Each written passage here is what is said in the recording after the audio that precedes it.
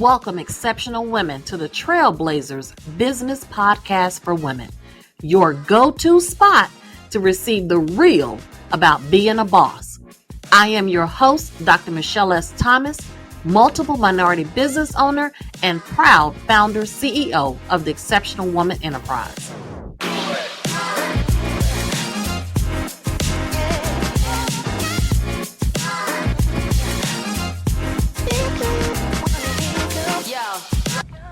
Each episode will give you valuable insights on building the confidence you need to succeed. Sit back, relax, and let's learn to be loud and proud about what we bring to this world of business. 3, 2, 1, yeah!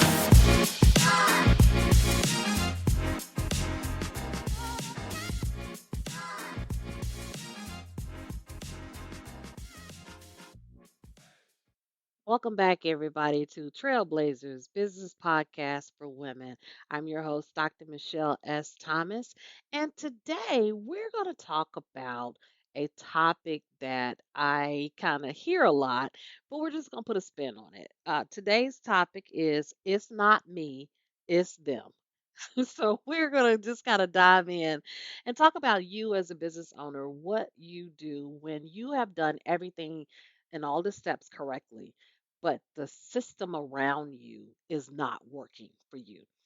They're not upholding their part, whether that is your team members, whether that is involving the other operators or the other partners that are required to help your business run.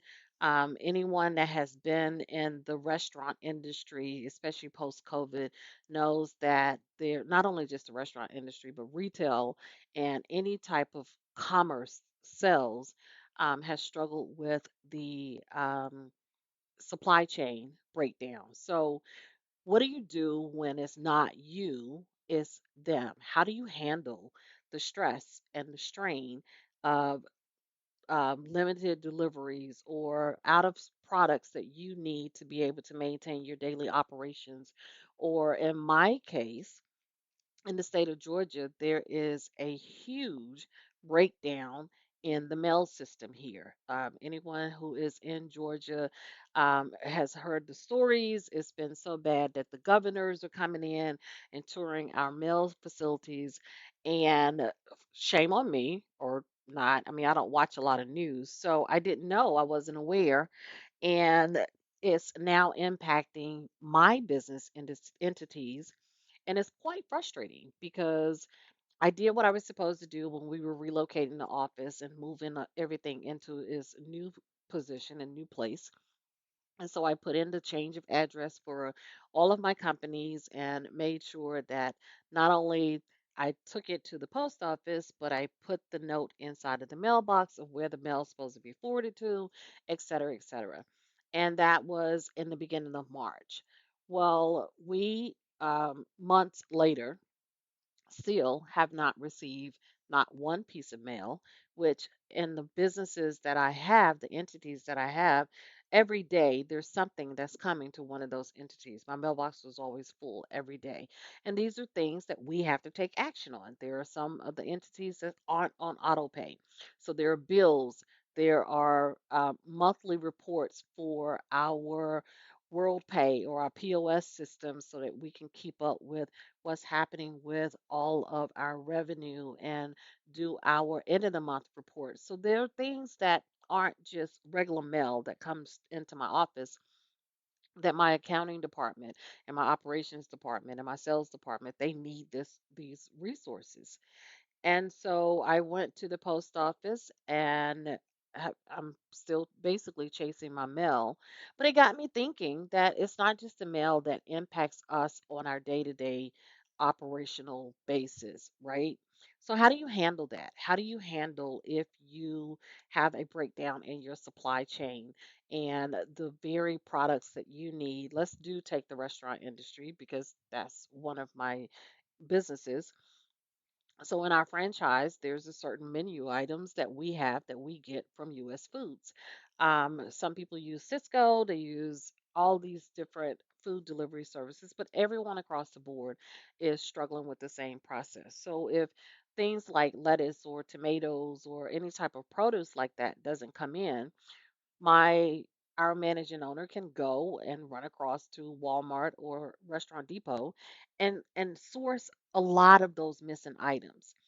But our signature meats and our signature bread and the things that are just exclusive to that brand cannot be outsourced anywhere. And so it sets us in those positions where if they drop our order off on a Monday, but they aren't able to get the bread into the distribution center, which means that we can't get the bread that we need for us inside of the operation, then we're sent in this spiral of scrambling to try to figure out what to do. So I'm going to help.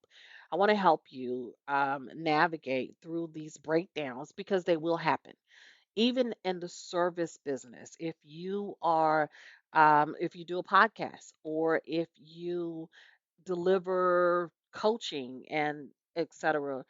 Um, Recently, over a few months, or actually in the past couple of years, we see that there are a lot of system hacks that are going on. So, what do you do when your phone system, AT&T was one of the latest breaches that happened, and if you had AT&T for your phone carrier, then your phones were down for a day or two. That negatively impacts your business. What do you do? First thing that you want to do is you need to acknowledge it. Like, don't avoid this, okay? Your customers trust you and they rely on you for the products and services that you promise them. And if you're unable to deliver upon that, then let them know. Speaking as a customer of the mail system, um, these news stories and things did not come out until more and more people began to complain about it. And the more that I looked into it, this problem and issue, people have been experiencing this in Georgia for the past couple of years. I spoke to one like business owner that she said she's just not getting her mail from last year when she put in for her transfer. So for me as the consumer, um, it's up to our postmaster, it's up to our government, it's up to the city to not wait until all of us are in the midst of it, but give a heads up of the breakdown. Now here's the caveat to that: you always want to minimize panic, right?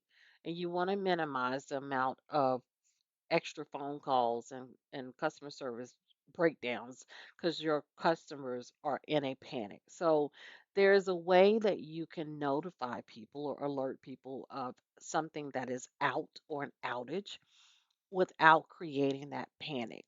First step, if you are a brick and mortar operation or you're a customer facing operation where people, consumers come in and out your doors, the first thing to do would be to post a sign and just let them know. There's nothing more frustrating, especially from the restaurant industry, when people go to their favorite restaurant because that's their favorite, they offer their favorite meal or whatever, and they drive all the way there. They get there, they go to place the order, and the person up front is telling them a whole gamut of things that they don't have.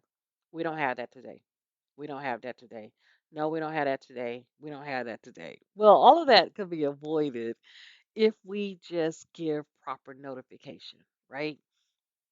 Put a note out or put a very professional note at that. Please, let's avoid handwritten signs on our front doors, but type up a very professional note and just list out those items that aren't available today, but make sure and reassure them that they will be back on the menu or operable within 1 or 2 days. Like, be transparent about it. They can respect you a lot more than if they go through the process to come to you and then find out. Because if people are on lunch, they have a very limited amount of time to get their food. They could have avoided the drive over because they would know that this stuff will. If you have a website, if you're a restaurant or food industry or your clothing industry has some type of website presence, then take the time out of your opening process and put those kind of notes out there. Retailers, if you're in an e-commerce situation and you use places like Shopify or Etsy or whatever, wherever your shop is hosted or contained, whether it's through your website or through a third party host, make sure that the items that you're out of, you note on the site. Like, don't allow people to go through this whole ordering process just to get to the end and find out that they're not going to get their delivery of their item for a while because you were out of stock. And I know some of you guys are listening and thinking, well, that's just logical. That's what everybody does. And it's not. It's more often than not that people go to websites, and that's one of the biggest breakdowns of the e commerce world when it comes down to customer service. If you poll the customers and they talk about the difference between them shopping online and going into an actual brick and mortar, for them, it's about the frustration and the break in the ordering process. They don't know that something is out of stock. They don't know if what's happening or people aren't really managing the conversion process from the cart to the sale, and so they're waiting or the site isn't loading or all of these things that again are out of your control, other than the fact that your ability to notify your consumer, your customer, your community of these breakdowns is completely within your control. But let's say it's something like the mail, where there's nothing that anyone can do about it other than just keep explaining to me that they don't know where my mail is and we don't know when we're going to get it. So for me, my ownership is to reach out to the companies that regularly send me these reports, these monthly reports, all of the mail that I know that I consistently receive from each entity every month, to reach out to each one of them and explain the circumstance with the breakdown in the mail and personally give them the new forwarding address so that they can put it in their system immediately. Don't wait on the mail system to do their transfers. Don't wait on the postmaster, but not wait on um, the mail system to write itself, because I am a business owner and my business requires for these things to come in. So now I have to become more active in my process of ensuring that the interruptions are minimal to my entities. So it's time consuming and it is sometimes frustrating because a lot of larger companies have outsource and the automation of trying to actually get to a live person.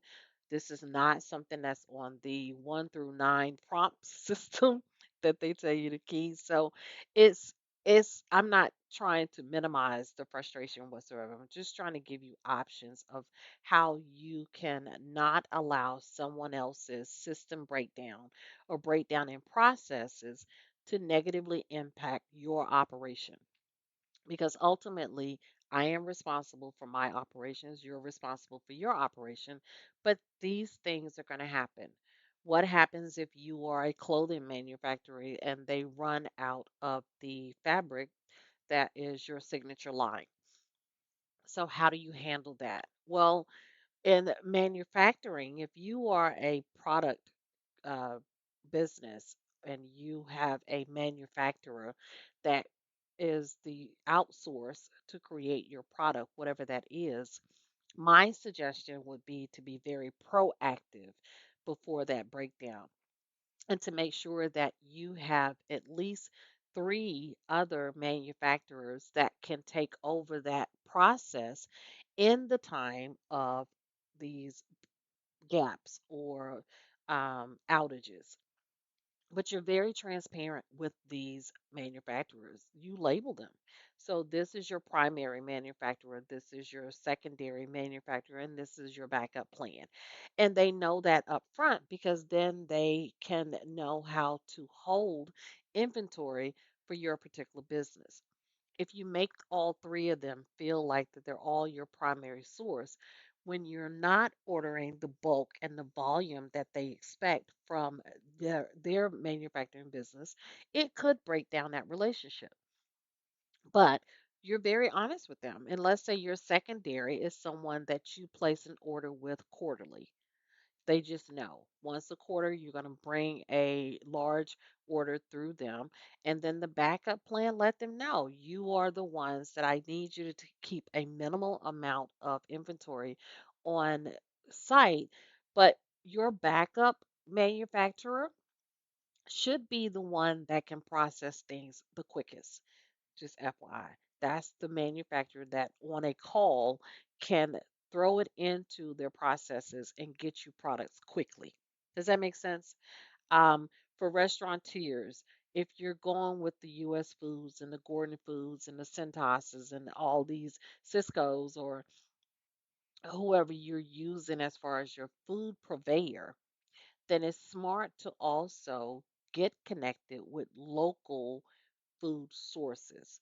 We decided that we built a relationship with a local bread company so that they could every once in a while, get us a product that is close to our signature bread.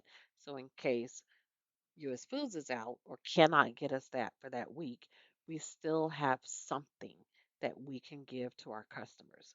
So if you are in the service oriented industry and you rely on rec- your podcast, or you rely on a lot of online systems to be able to facilitate your training, your webinars, et cetera, when they have a breakdown and you're notified of the breakdown, take that same verbiage and send it to your customers, whether they listen to your podcast every day or whether they go and take your course every day, send out a blast email to everyone and let them know that there has been a system breakdown in whoever you use to facilitate your services, and just let them know that you will make them aware of it being backed up.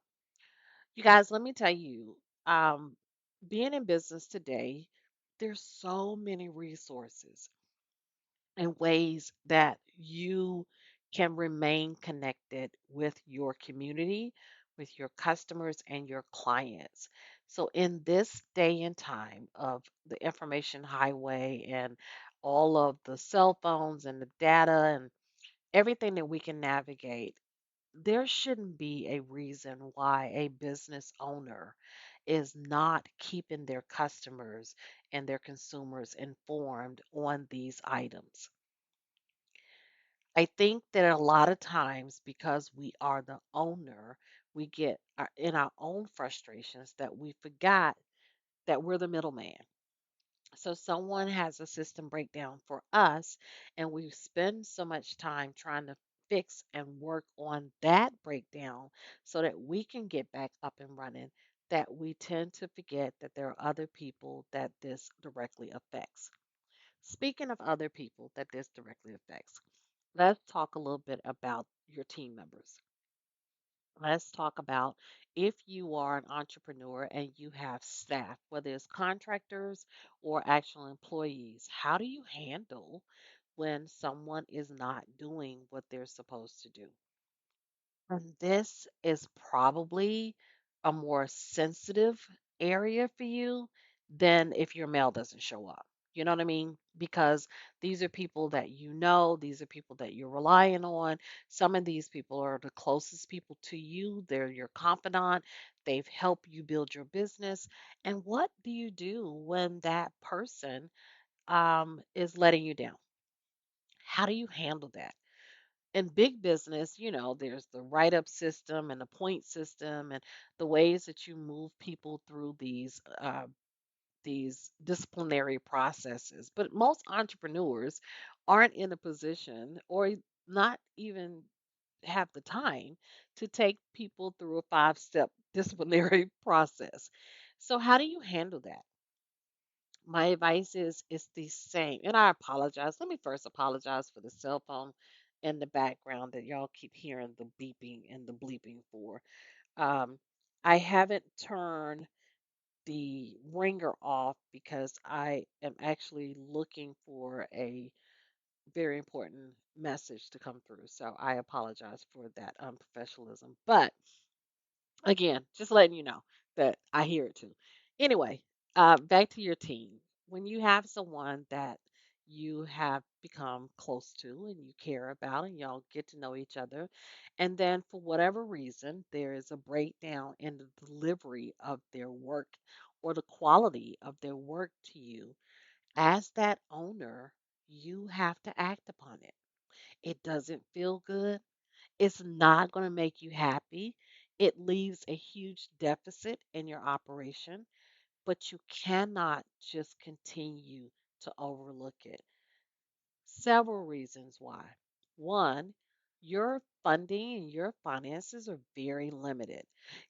And so to continue to pay someone for for services that they aren't delivering on is just a bad business idea.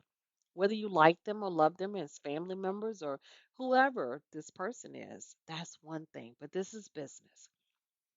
So when you start noticing the habits, the breakdowns, the problems, the issues, then it's up for you to have that conversation first. Be very honest and transparent about the expectations, not belligerent though, because you never know what people are in their life. You don't know why this person went from completely taking care of everything that they were supposed to, being one of your top employees, to just not showing up, not delivering. There may be something that can happen or that's happening in their world that's causing this breakdown. Now, have a conversation, but don't make decisions during the conversation, because as a owner, you now have to take that information and sit with it and evaluate whether you can afford for this person to remain on your payroll as they're working through things. Okay? And for some owners and a lot of owners, that's a hard decision to make because they really care. They care about these folks and whatever, but your business's overall health depends on you. Here are some options that you can do. Maybe pause their employment for a minute. Give them the opportunity to go and fix whatever personally is happening in their world, and then they can come back full force. Now, that person is not going to want to do that. I'm just going to tell you up front. They're not going to volunteer and say yes because now they lose that pay. But it's up for you to, again, why I said you need to walk away from it.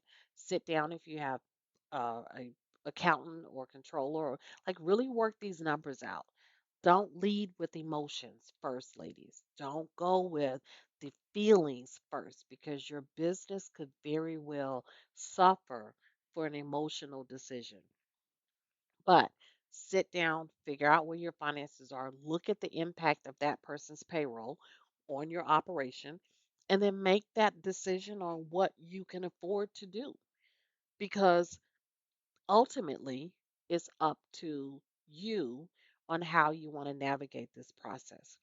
But one, offer to give them an extended leave without pay, without any benefits, because we as entrepreneurs, we're not offering those benefits, but without pay, to give them enough time for them to handle and fix that type of whatever's going on with them personally. Two, you can have that honest conversation with them and give them a time frame that they have to turn things around. Again, based on your finances, your dexterity, your operation, that will determine whether you have that luxury, and also their position. I mean, a lower level position is not going to have so much of a impact as if this is one of your managers or one of your VPs or directors. So that also helps you navigate this decision. Or you can let them go.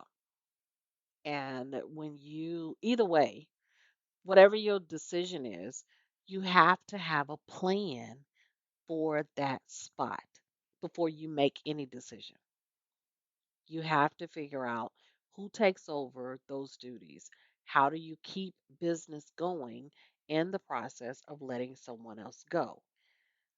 It's not as easy as if you were working for a large company because most large companies have departments, and the departments have at least a few people in there that have crossover effect that can pick up the slack. As a small business owner, we do not have those luxuries, right? We don't have five other people that's in that space that can step into that person's shoes. So does that mean that you have to step in and fill that in? Well, now analyze that cost. Is it more cost effective for you to hire a new person, bring that person in, than it is for you to shift your attention from the ownership portion, the driving portion of the business, into sitting and doing these day to day tasks? If it is not worth the financial shift that, I mean, the savings, financial savings is what I meant to say, that if the financial savings doesn't outweigh the cost of business that is going to cost to pull you away to do this stuff, then my advice would be to immediately hire. If it's possible, post that, have the conversation with the person who is struggling, ask them to give you 10 days. And within those 10 days, it sounds odd when I say this to a lot of people, but have them to train their replacement. Because again, as an owner, you cannot step into all of these shoes. You can't pick up the ball on every single thing because when you are focused in these areas, there's another portion and aspect of your business that is suffering. So, hopefully, that makes sense about what you do if there's someone that's on your team that you either have to let go or they're not pulling their weight or they're not upholding their promises and expectations to your business. It's not anything that you have done unless that's what the issue is, and then you clean that up. But for today's episode, we are talking about it's not me, it's them. But as an owner, you do not have the luxury to sit in the background and just complain that it's someone else's fault. It is your business. You have to own the business and everything that comes with it. If there are breakdowns in systems, breakdown with your partnerships or the other entities that you need in order for you to deliver your products or services, then you have to take ownership of the communication of that. That means that your staff knows that there are deliveries that aren't coming. That means your customers and clients know that things aren't happening if you are unable to fulfill something that your promise or there's a delay in delivering something that you were supposed to get to a customer, a client, or your team member. Own that space. I cannot tell you how often I have conversations with owners and they're talking about all of the things that's happening, but they're also talking about how everyone else is around them that is mad at them, they're losing customers and whatever. And sometimes it all breaks down to just communication. Communication is the key to your success as an owner. And sometimes these lines of communication are very uncomfortable. Sometimes these are hard conversations that you have to have. Sometimes these are things that you have never stepped into before, but that does not mean that you get a pass on taking care of it. So that is my time for today. I hope everyone received something out of this that you can implement within your growth process of becoming the trailblazer that you are in your business entity. And until next time, I hope everybody is safe, happy, but most of all, be you. We'll talk soon.